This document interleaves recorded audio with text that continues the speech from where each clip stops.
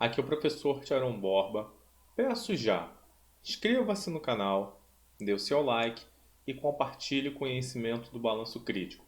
Vamos à nossa aula sobre cultura e diversidade, com o subtítulo O Pensamento Antropológico para os alunos do primeiro ano do ensino médio. Vamos lá, acompanhando nossa aula sobre cultura e diversidade, com o subtítulo O Pensamento Antropológico. Para a gente entender a questão da cultura, quem, é, quem se detém nesse aspecto de entender os fenômenos culturais, a gente precisa entender a ciência que estuda a cultura. Obviamente, as ciências humanas, seja história, filosofia, sociologia, ciência política, todos vão esbarrar nessa variável cultural, como refletir sobre a cultura. Mas aqui se detém mais abertamente a estudar a esse objeto que é o fenômeno cultural é a antropologia. Então, por isso que a gente precisa entender como caminhou essa disciplina ao longo do tempo e como que ela pensa o fenômeno cultural. Então, é isso que a gente vai se deter nesse momento.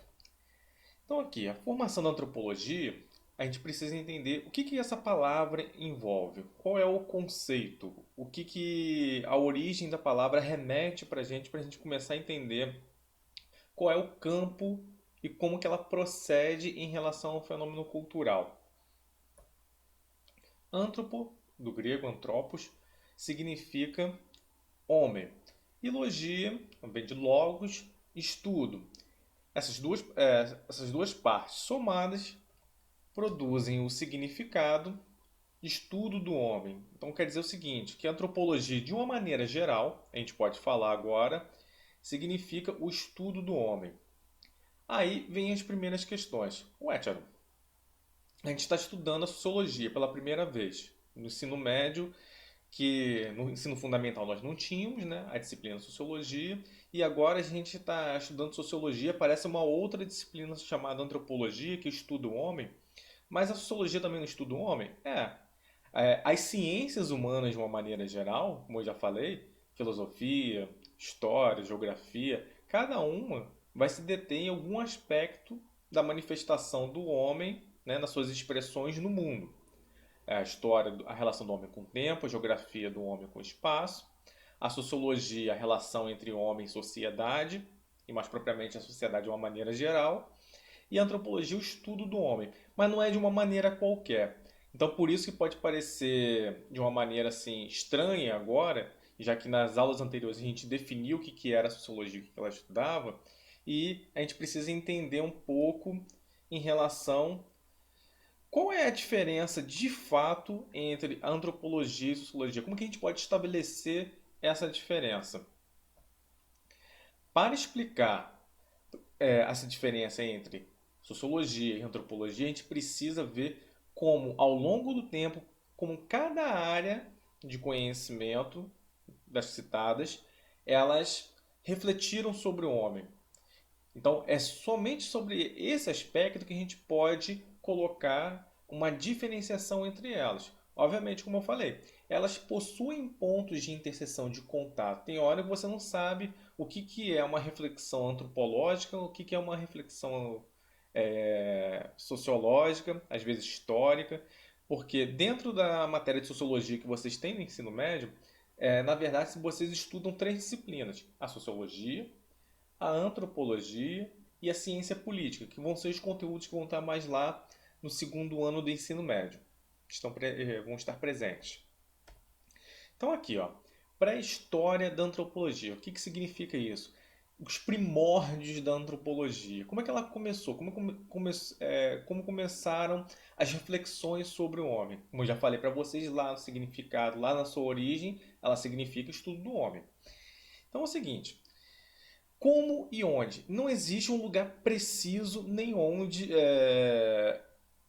como a gente pode falar, no tempo, né? Um lugar territorial, como começou a reflexão antropológica. Porque a reflexão antropológica ela acontece a partir do encontro de determinados povos com a diferença, com outros povos que têm diferentes valores, costumes, tradições, o que a gente chama genericamente de cultura. Então, assim, O encontro do homem com outras culturas, a comunidade A com a comunidade B, isso aconteceu desde os primórdios ao longo da história e acontece até os dias atuais. Agora, o que o antropólogo que aparece aí na foto, chamado François Laplatine, vai falar é o seguinte: olha, essa reflexão sobre a diferença entre os povos diferentes, ela vai se acelerar a partir do século XVI. Aí vocês podem se perguntar, por que a partir do século XVI? Porque o século XVI, se vocês forem lembrar das aulas de história, é o século que a sociedade europeia começa a fazer as grandes navegações. Então ela começa a ter contatos mais intensos com a África, a América e a Ásia. Então a reflexão sobre esses diferentes povos, a sua origem, por que possuem costumes, tradições, organizações diferenciadas, elas começam a se tornar mais intensas. Obviamente, quando a antropologia começa a se organizar enquanto essa reflexão sobre o homem e a diferença que a gente tem uma palavrinha para isso chamada alteridade, isso começa a se acentuar a partir de um ponto de vista europeu. Isso vai ser uma crítica mais lá na frente que eu vou explicar, mas guardem essa ideia. Então, relembrando aqui, o século XIX e a sociologia. Lembrando, a sociologia se configurou enquanto ciência no século XIX, como um campo de conhecimento de reflexão sobre a sociedade.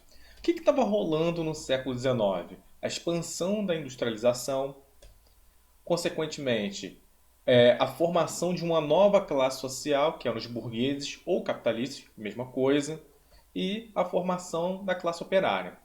Todo esse conjunto era o quê? Era um novo sistema econômico que estava se implantando que a gente chama genericamente de capitalismo. Inicialmente, a sociologia vai se deter a compreender esses fenômenos. O que estava acontecendo? Essa aceleração das relações sociais, as mudanças profundas das relações sociais e a reflexão que sempre coloco para vocês é o seguinte: tanto Durkheim, o Marx, eles começavam a olhar assim, como é que para onde que vai essa sociedade em transformação tão acelerada? Será que ela vai continuar existindo? Será que ela vai mudar ainda? Vai se tornar estável? Então, o foco inicial da sociologia são esses estudos sobre a industrialização, as classes sociais e como esses arranjos estavam se estabelecendo no século XIX. Então, esse é o ponto da sociologia. Aí você pode perguntar, ué, Tcharon, mas e a antropologia? A antropologia, como eu falei para vocês, ela começou a sua reflexão a partir do encontro entre povos diferentes, onde um começou a se indagar o outro por que eles são diferentes. Aí falei também, o século XVI se aceleram esses encontros a partir das grandes navegações e vai se acelerar ainda mais no século XIX, a partir de uma particularidade do capitalismo que era o seguinte: o capitalismo tem essa questão da industrialização do século XIX, mas o capitalismo ele vai ter uma nova forma de relação para além dos territórios nacionais. Quer dizer o seguinte, os países vão começar a buscar novos mercados para explorar. E esse momento da busca por novos mercados, a gente vai chamar de imperialismo ou neocolonialismo. Vocês viram no nono ano, se eu não me engano, essa matéria, ou no final do oitavo, aí varia de escola para escola de currículo. O que era de maneira geral?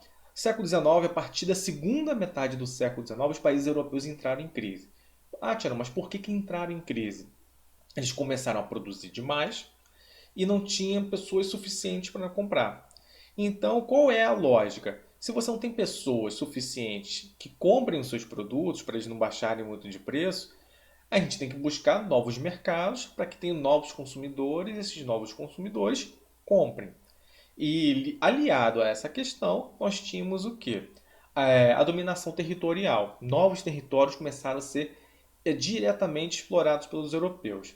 Então, isso era o imperialismo. Tá? Então, essa particularidade, a expansão econômica com domínio territorial patrocinado pela ação dos estados, isso foi o imperialismo. Tiago, mas onde que entra a antropologia nesse momento? Se vocês forem lembrar, Esse mapa aí que aparece da África, a África até mais ou menos 1830, 1850, os europeus só tinham contato com os povos, diferentes povos africanos na costa. Quando chega o fenômeno do imperialismo, onde existia a necessidade de exploração mais profunda daquelas sociedades africanas, também as asiáticas, eles começam a interiorizar pelo território africano. Nessa interiorização, vários países europeus começaram a concorrer entre si quais territórios que eles iriam dominar.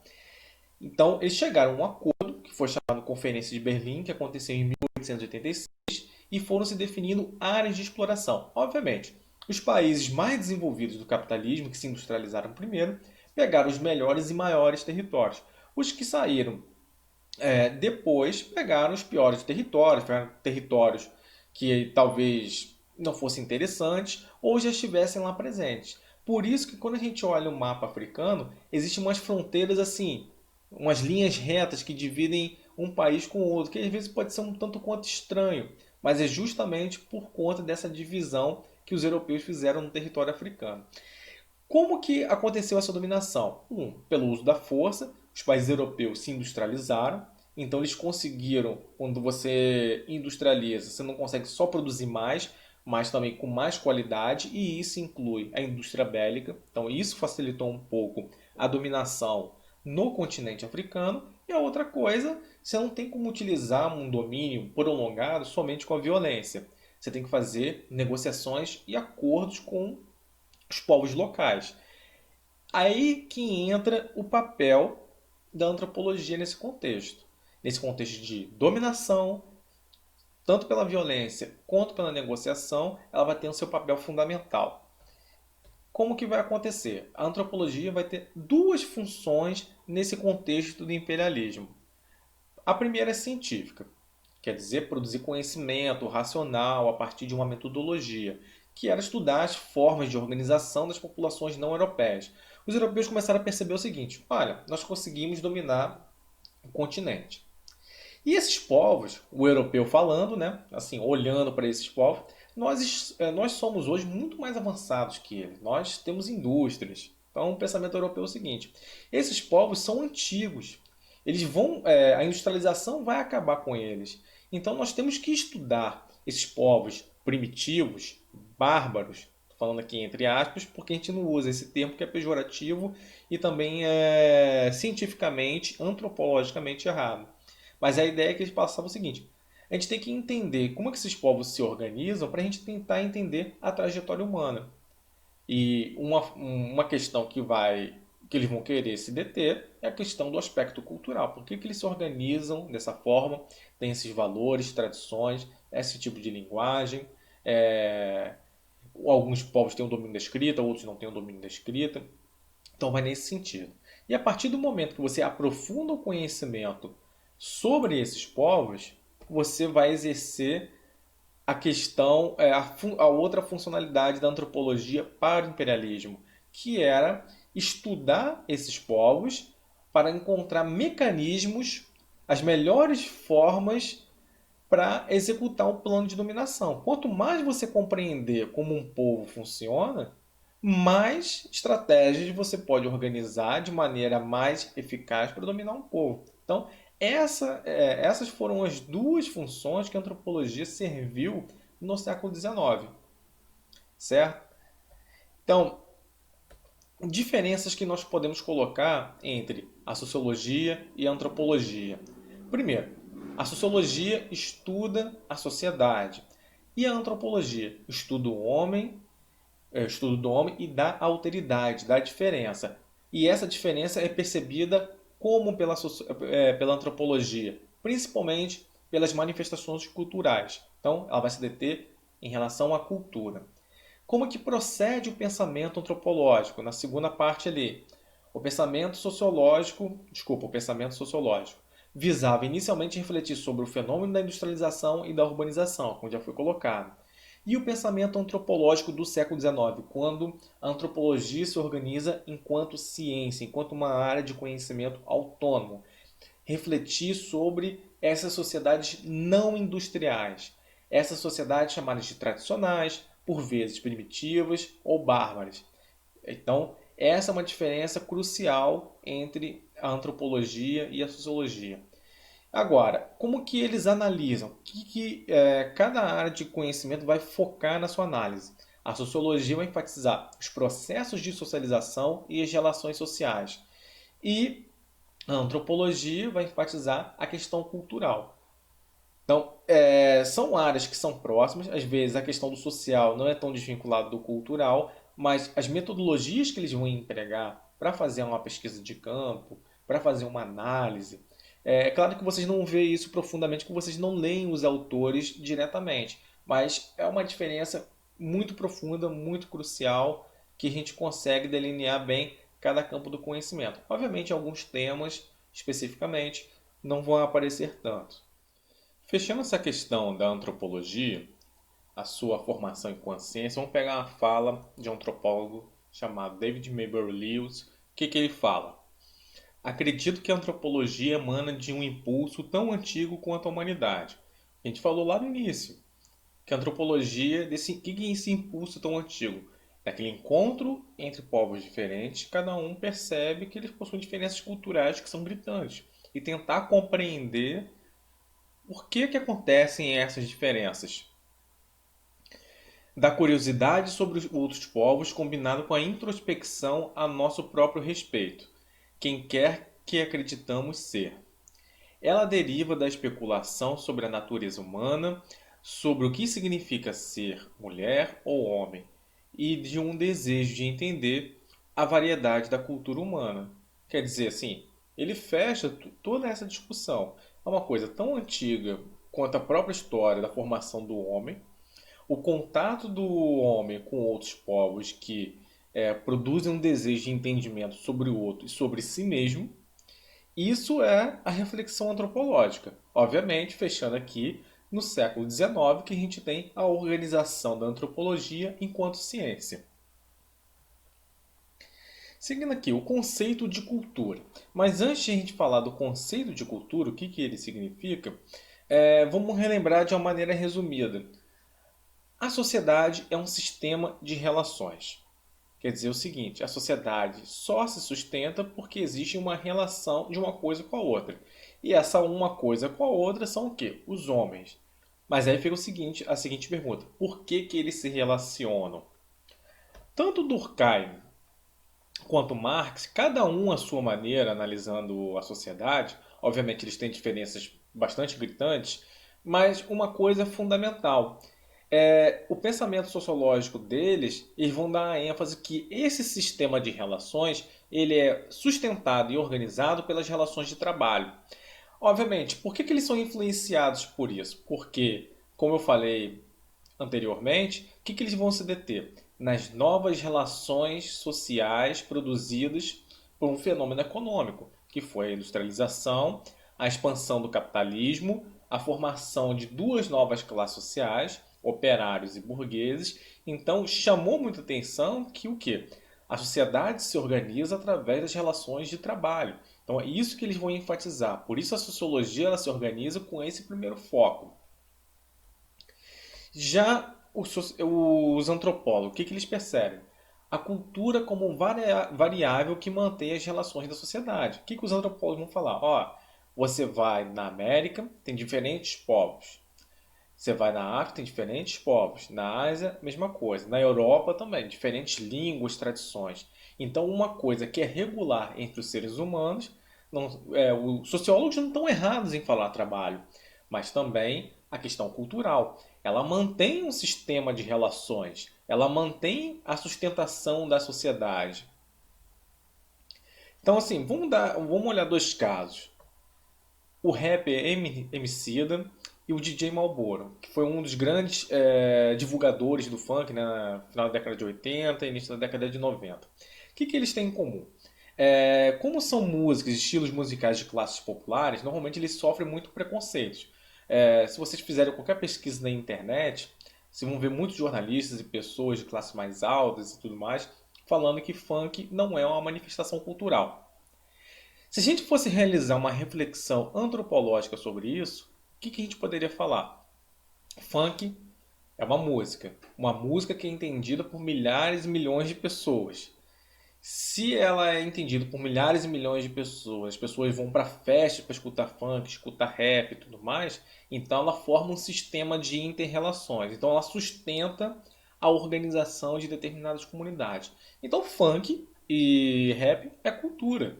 O que a gente tem como esse movimento das pessoas descaracterizarem as expressões culturais de classes populares é somente uma percepção extremamente preconceituosa do senso comum e falta de compreensão antropológica. Quer dizer que essas pessoas não fizeram um bom ensino médio, não tiveram uma boa aula de sociologia. Que isso é o básico. Cultura não se compara de melhor ou pior só porque você não gosta, você não tem um gosto musical por esses estilos, você vai descaracterizar que aquilo ali não seja uma manifestação cultural. Não é assim que funciona, né? Então, o significado de cultura. A gente tem dois significados. A origem, que vem do latim, que fala sobre cultivo da terra, tem essa relação, e no sentido antropológico, como que a gente vai trabalhar aqui nessa aula. A cultura engloba todo um sistema simbólico, quer dizer, ideias, crenças, valores, comunicação, linguagem e a parte também material, que permitem a apreensão da realidade e relacionar com os outros homens. Então, toda a parte simbólica que envolve símbolos, ideias, crenças, valores, linguagem, todas essas manifestações que são imateriais pertencem ao universo cultural.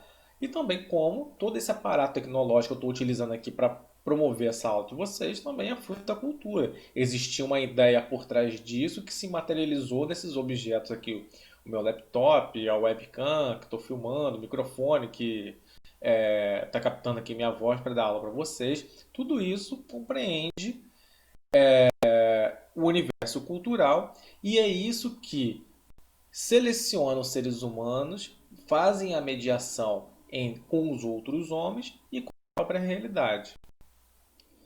Explicado isso da questão do conceito de cultura e essa trajetória de como refletir antropologicamente, vamos pensar agora como que pensavam os primeiros antropólogos depois da antropologia organizada enquanto ciência, enquanto área do conhecimento. Como pensavam, como enxergavam as relações entre sociedade, cultura e os povos não europeus.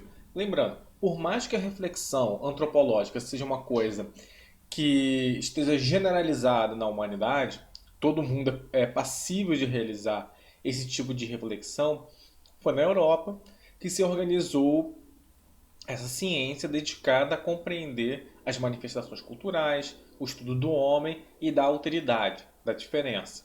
Então, por isso que os primeiros autores, o que a gente vai estudar aqui agora, são autores europeus. Então, esses autores como Sir James Frazer, Edmund Tyler, Henry Lewis Morgan, são todos europeus, todos que estão associados a países que realizaram o imperialismo, a dominação dos povos africanos e da Ásia. Então, por isso eles são europeus.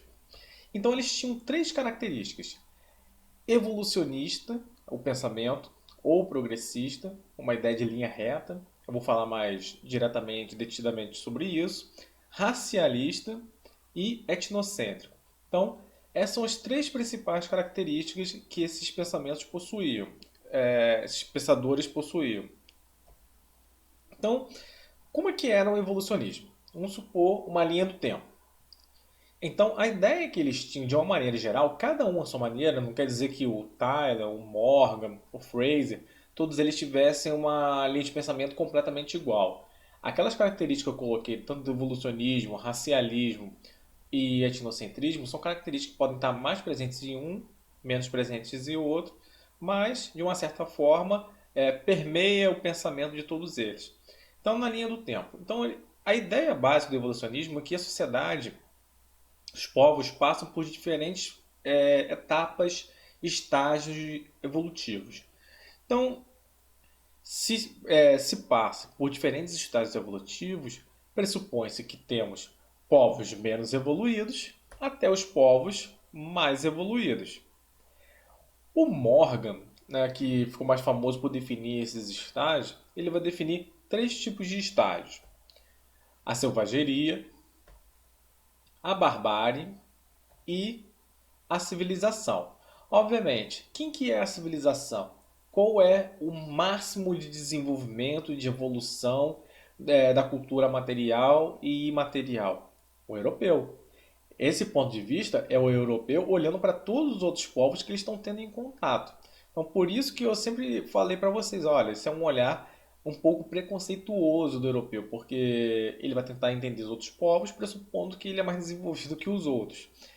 Então, nesse sentido, como que se organiza o evolucionismo em relação às duas outras características? O que é o racialismo e darwinismo social? Pensar a evolução das sociedades humanas a partir de tipos raciais. Eu não vou entrar no mérito de discutir o conceito de raça, mas a ideia geral é o seguinte: a partir do momento que os seres humanos, principalmente os europeus, começaram a ter contato com diferentes povos, e povos que com características físicas diferentes, eles foram estabelecendo tipos raciais. Que tipos raciais, principalmente, eles estabeleceram? Caucasiano, são os povos de cor branca, os povos negros, que são os povos africanos, parte da Índia, do Oriente Médio, e mongóis, que seriam os povos asiáticos. Depois, vários outros autores vão estabelecer outras formas de tipologias. E o darwinismo social, Tiarão, o que é? Lembra da ideia de Darwin que o organismo que iria sobreviver na evolução seria o mais adaptável, mais forte, etc. Essa é a ideia básica. Essa ideia da biologia foi trazida para as questões sociais.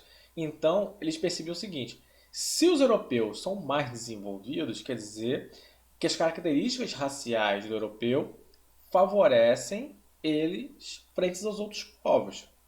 Então, essa que é a ideia do darwinismo social. Então, não quer dizer necessariamente que seja um pensamento racista para a época. Não é uma relação automática, ainda que possa guardar relações futuras. Isso você vai ver no século XX, por exemplo, com o nazismo, com a supremacia da raça ariana. Mas isso tudo foi desmistificado, não é assim, tá, gente? Mas só guardem essa ideia. Você usar uma reflexão no século XIX sobre raça não te faz necessariamente racista. Isso era uma forma de pensar muito comum à época. Etnocentrismo é pensar os outros povos, no caso, a partir dos nossos valores e não da lógica deles. Os europeus se achavam mais evoluídos, estavam à frente, né? Tinham chegado à civilização, se a gente for utilizar o pensamento do Morgan, mas isso a partir dos valores deles. Será que os outros povos africanos, os americanos, aborígenes, asiáticos, se achavam inferiores em relação aos europeus? Por muito possivelmente não. Então, essas são as três principais características desses primeiros pensadores, desses primeiros antropólogos. Quais são os problemas que essas formas de pensamentos trazem? Por exemplo, o evolucionismo ingessa os povos a uma única história, uma história única, quer dizer, como se tivesse sempre o mesmo início, meio e fim. Sempre um menos desenvolvido fosse seguir a mesma trajetória que os povos europeus supostamente mais evoluídos. Racialismo e darwinismo social. Qual o problema? A teoria cai por conta das descobertas genéticas, quer dizer, aquelas diferenças físicas que distinguiam os povos e aquela suposta ideia de superioridade de uma raça sobre a outra, caiu tudo com a genética. A genética prova que, por mais que nós tenhamos características físicas muito diferentes, a diferença genética entre os diferentes povos na humanidade hoje são muito pequenas, é uma coisa menos de 1%. Então não justificaria nenhum estado de desenvolvimento, não ter uma relação automática com o desenvolvimento econômico, desenvolvimento social, estágio civilizacional, se quisermos falar assim. Então, uma teoria que já caiu. E o outro é a questão do etnocentrismo. Promove o não entendimento da lógica dos povos pesquisados. A gente não pode colocar a nossa lógica em relação aos outros povos. Nós temos que compreender aqueles povos dentro do contexto deles. Então, o pensamento antropológico do século XX, quer dizer, o século posterior desses que eu citei, eles vão tentar ultrapassar esses problemas de análise. O problema do racialismo, o problema do evolucionismo e o problema do etnocentrismo. São os três problemas fundamentais que no século XX vão tentar resolver. E a gente vai se deter no principal conceito. Por exemplo, o que eles fizeram para introduzir essa superação desse tipo de pensamento do século XIX? A questão do relativismo cultural. Então, foram o Malinowski, o Levi-Strauss ou o Franz Boas, todos eles aplicaram o relativismo cultural. Cada um à sua maneira, com metodologias um pouco diferentes, embasamento teórico diferente, mas todos eles caminharam nesse sentido no início do século XX. Provavelmente existem vários outros antropólogos do século XX de renome que também trabalharam essa ideia, mas eles foram os que tiveram mais destaque de fato. Então, o que pensa o relativismo cultural? Cada cultura é uma configuração única que deve ser compreendida em seu contexto. O que significa isso? Pense o seguinte: nos Estados Unidos é muito comum você falar assim, ok, isso é um símbolo nos Estados Unidos. Esse símbolo de ok aqui no Brasil tem outro significado, né? Aí a pessoa fala assim, aqui ó. Então, assim, é um outro significado completamente diferente. Isso vale para tantos outros símbolos. O que a gente tem que entender? Que a lógica de como é aplicada uma coisa em um determinado local não é a mesma coisa que é aplicada em outro local. Pode até ter uma semelhança, mas a funcionalidade não é a mesma. É isso que o relativismo cultural quer chamar a atenção e para ter essa superação que a gente não cai em preconceito, como o racialismo caminhou para o racismo, o etnocentrismo também de certa forma um preconceito em relação a outros povos vistos como inferiores, o evolucionismo armazenando todos os povos da humanidade como se tivesse uma única trajetória. Então não é esse sentido que nós aplicamos e nem devemos fazer uma análise porque a gente vai incorrer em erros muito graves. Então, gente, fica aqui a bibliografia. Qualquer dúvida, entre em contato comigo. Um abraço, até a próxima.